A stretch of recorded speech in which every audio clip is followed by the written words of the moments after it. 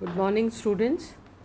मैं doctor Anita Mathur, department of geography, Babu Shobharam government arts college Alwar, BA honours part 2 के bio geography के students के लिए हमने जो टॉपिक स्टार्ट कर रखा था वो था प्लांट डिस्पर्सल या प्रसरण, पादप प्रसरण की बात कर रहे थे हम कि किस प्रकार से जो बीज होते हैं उनका उद्भव किसी स्थान पर होता है और विभिन्न कारकों की सहायता से वो बीज बहुत दूर दूर का रास्ता मार्ग तय करते हुए जहाँ पे उनको उपयुक्त परिस्थितियाँ मिलती हैं वहाँ पर वो स्थापित हो जाते हैं और वृक्ष के रूप में हमारे सामने रहते हैं। तो ये एक प्रकृति का ऐसा प्रोसेस है जो रेगुलर चलता रहता है। इसलिए अगर हम कोई वृक्ष हमें कहीं दिखाई देता है तो आप ये मान के चलिए कि ये ज़रूरी नहीं है कि उसका ओरिजिन भी वहाँ पर रहा हो वरन वो कहीं से माइग्रेट होके, कहीं से डिस्पर्स होके भी उस स्थान पर आके स्थापित हो सकता है। अगर हम विसरण की प्रकृति और कारकों की बात करें तो पौधों और वनस्पति का जो वर्तमान विश्व वितरण है वो विगत कालों में पौधों के विभिन्न क्षेत्रों में जो माइग्रेशन हुआ उसके कारण संभव हो गया है। और पौधों का जो प्रवजन है और प्रसरण है उसको दो रूपों में वो संपन्न होता है। ये जो पूरा प्रोसेस है ये दो रूपों में संपन्न होता है। पहला होता है वानस्पतिक संचरण के द्वारा और दूसरा होता है बीज विसरण के द्वारा। क्योंकि पौधों में जंतुओं के समान गतिशीलता नहीं होती है, उनमें मूवमेंट नहीं होता है, अतः वनस्पति संचरण द्वारा पौधों के प्रसरण और विसरण की प्रक्रिया कंपैरेटिवली स्लो होती है। क्यों स्लो होती है? क्योंकि वो जब बीज मूव करता है तो उसको मूव करने के लिए कई एजेंट्स का सहारा लेना पड़ता है, उसके सामने बहुत सारी विपरीत परिस्थितियाँ आती है और ऐसी स्थिति में क्या होता है कि वो उसका ये जो डिस्पर्सल है, ये जो माइग्रेशन है, इसका स्पीड जो होती है वो बहुत कम होती है। और मूल पौधों से जो छल्ले निकलते हैं वे प्रसरण की मंद प्रक्रिया द्वारा बनाए गए अपने नए आवास में पहुंचते हैं और वहाँ की पर्यावरण की जो दशाएं होती है, मौसम की जो दशाएं होती है,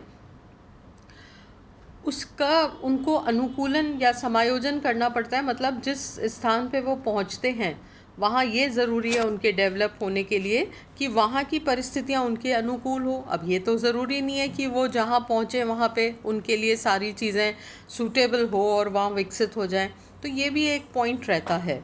इस तरह से वो ये स्पष्ट हो जाता है कि पौधों का जो प्रसरण होता है वो बाह्य कारक होते हैं, जो एक्सटर्नल जो फैक्टर्स होते हैं उनके द्वारा ही प्रभावी ढंग से हो पाता है। क्योंकि अगर वो सारी चीज़ें सूटेबल नहीं होंगी तो ये जो बीज होते हैं ये नष्ट हो जाते हैं।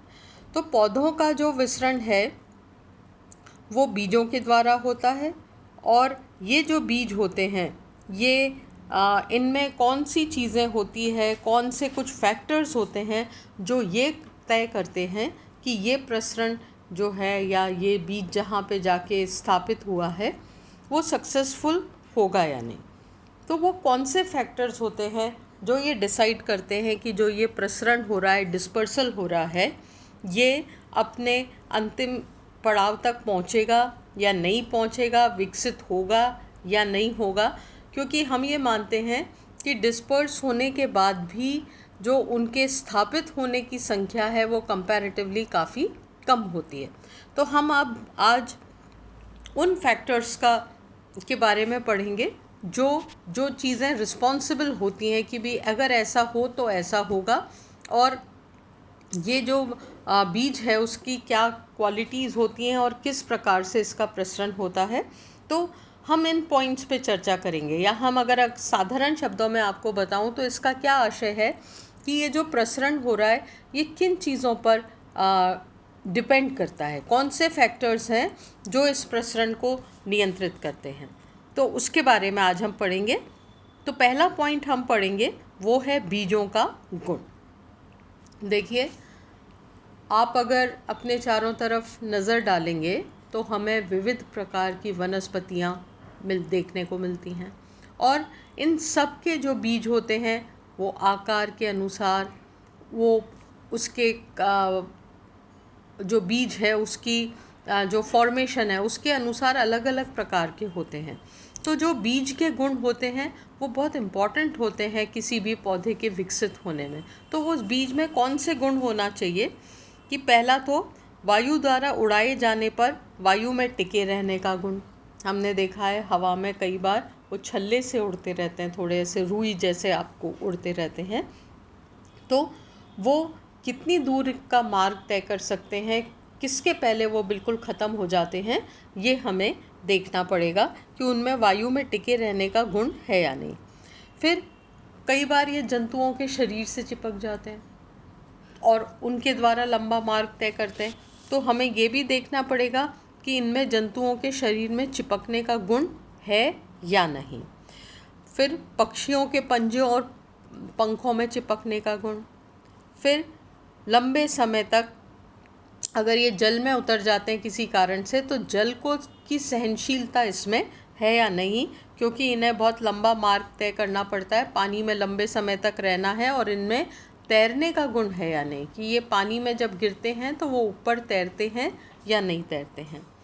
विभिन्न पर्यावरणीय दशाओं वाले नए आवासों में बीजों के अंकुरण और पौधों का जो हम ये कहते हैं रूप में वो विकसित या स्थापित होने की क्षमता है या नहीं, कि कोई भी बीज बहुत लंबा मार्ग तय करके कहीं पहुंच भी गया तो वो उस स्थान पे गिरने के बाद अंकुरित होना चाहिए, तभी वो एक सक्सेसफुल डिस्पर्सल माना जाएगा।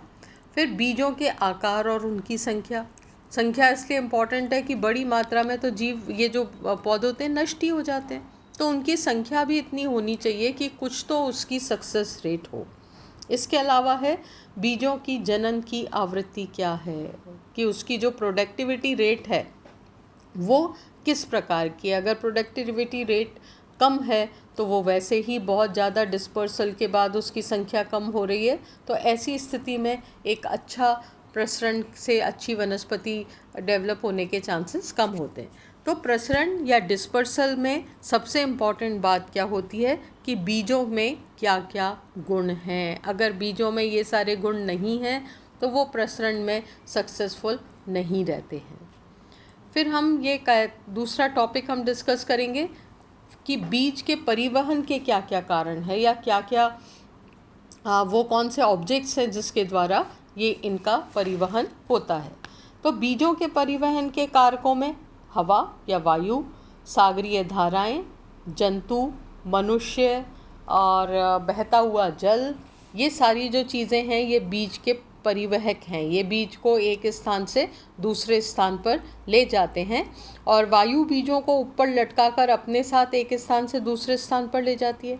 और अगर बीज का बहुत छोटा आकार है, बहुत लघु आकार है, और पवन की गति, हवा की गति तीव्र होती है, तो इनका जो प्रसरण है या विसरण है वो दूर के क्षेत्रों में भी हो जाता है। बहुत दूर तक वो उसको अपने साथ ढोकर ले जाती है, तो उसका जो क्षेत्र होता है वो ज़्यादा व्यापक हो जाता है।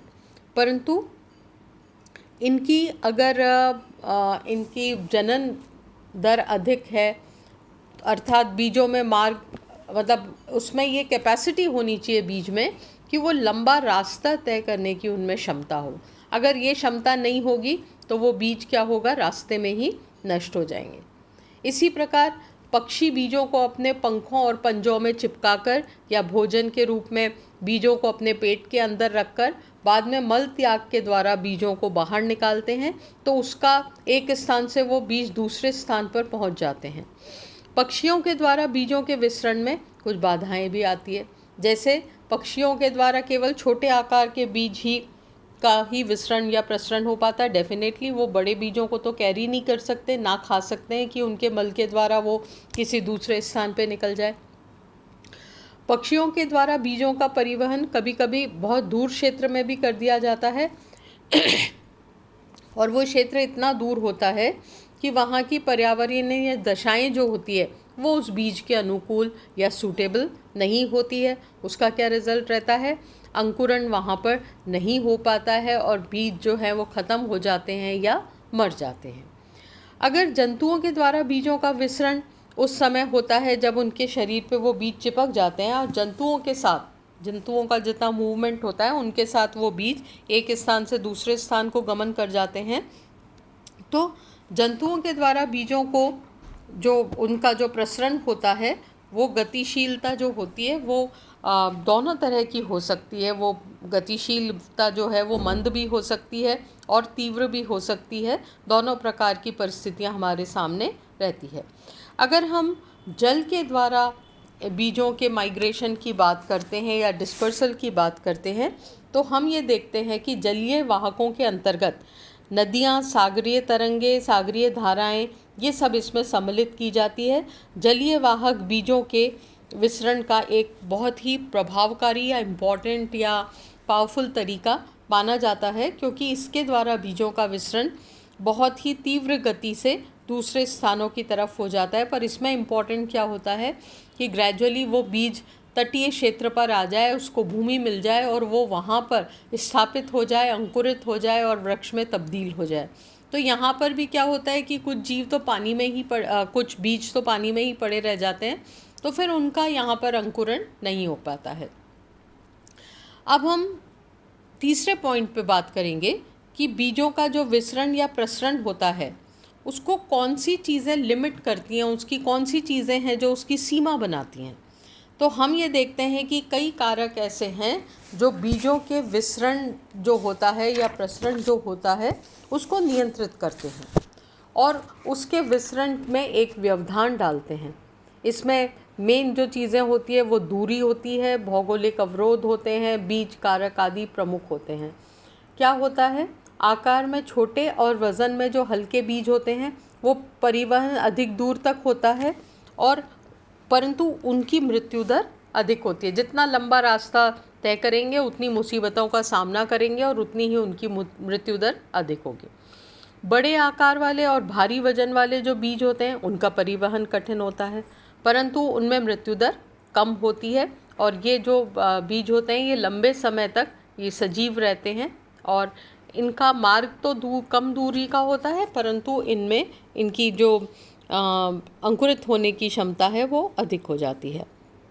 फिर विभिन्न पौधों से उत्पन्न बीजों का आकार तथा उनकी संख्या बीजों के विसरण को नियोजित करती है। इसका अगर हम एक एग्जाम्पल देखें तो उदाहरण के लिए वार्षिक पौधे छोटे आकार वाले अधिसंख्य बीज उत्पन्न करते हैं जिसका अधिक दूरी तक आसानी से परिवहन हो जाता है, क्योंकि वो बीज छोटे हैं, संख्या बहुत ज़्यादा है। यदि 12 मासी पौधे कम संख्या में परंतु बड़े बीजों को जन्म देते हैं तो ऐसे बीजों का परिवहन ज़्यादा दूर तक नहीं हो पाता। केवल स्थानीय धाराएं ही इन्हें अधिक दूरी तक ले जा सकती हैं। महासागर तथा सागर बीजों के विसरण में बाधा भी उत्पन्न करते हैं, क्योंकि इनका आकार बहुत अधिक बड़ा होता है, विशाल होता है। और इनका जो एक और इम्पॉर्टेंट बात है कि इनका जल जो होता है वो लवणीय होता है, उसमें नमक की मात्रा अधिक होती है, जिसका क्या रिज़ल्ट रहता है कि इनके खराब होने के चांसेस जो हैं वो ज़्यादा होते हैं। तो स्थलीय तथा जलीय भागों में या लवणीय अलवणीय जलीय भागों के बीच महासागरीय लवणयुक्त जल में अधिक समय तक जीवित नहीं रह सकते के कारण अधिक दूरी तक यात्रा नहीं कर पाते हैं, क्योंकि वह रास्ते में ही मर जाते हैं। तो इस तरह मार्ग में आने वाले वृहत रेगिस्तान, विस्तृत उच्च पर्वत और हिमानीकृत क्षेत्र, विषम जलवायु वाले क्षेत्र आदि बीजों की विसरण में बाधा बन जाते हैं और ये बीजों को बहुत दूर के क्षेत्र तक नहीं कहीं उनको स्थापित नहीं कर पाते हैं। और एडवर्स कंडीशन जो इनके सामने आती है कि कोई क्षेत्र है जहाँ पे पूरी हिम जमी हुई है या बहुत ऊंचा पर्वत है जिसको ये बीज पार नहीं कर पा रहे हैं, तो ये इनके मार्ग में एक बड़ी बाधा के रूप में सामने आते हैं। नदी का जल कंपैरेटिवली वैसे तो अच्छा है, उसमें लवण की मात्रा कम नहीं होती है, वो फ्रेश वाटर होता है, परंतु ये इसका कोई उसको भी नदी के पानी का जो फ़्लो होता है काफ़ी तेज़ होता है और तेज़ फ़्लो के साथ ये बहुत दूर के क्षेत्र में भी कई बार चले जाते हैं। कई बार ये इस प्रकार के क्षेत्र में चले जाते हैं जो इनके लिए सूटेबल नहीं हो पाते, और सूटेबल नहीं होने की दशा में क्या होता है कि ये बीज समूल ही नष्ट हो जाते हैं। तो इस प्रकार से हमारा जो स्थानीय तंत्र है या जो हमारी स्थानीय दशाएं हैं, उसमें हम ये मानते हैं कि प्रसरण जिन जीवों का होता है उन जीवों के स्थापित या अंकुरित होने की जो संख्या होती है वो कंपैरेटिवली काफ़ी कम होती है। कल की कक्षा में हम अगले पॉइंट पे डिस्कस करेंगे और हम ये देखते हैं कि ये जो पौधों की जो सहन शक्ति होती है वो उनको किस प्रकार से इस प्रकार की चीज़ों में ज़्यादा स्थापित करती है। Thank you.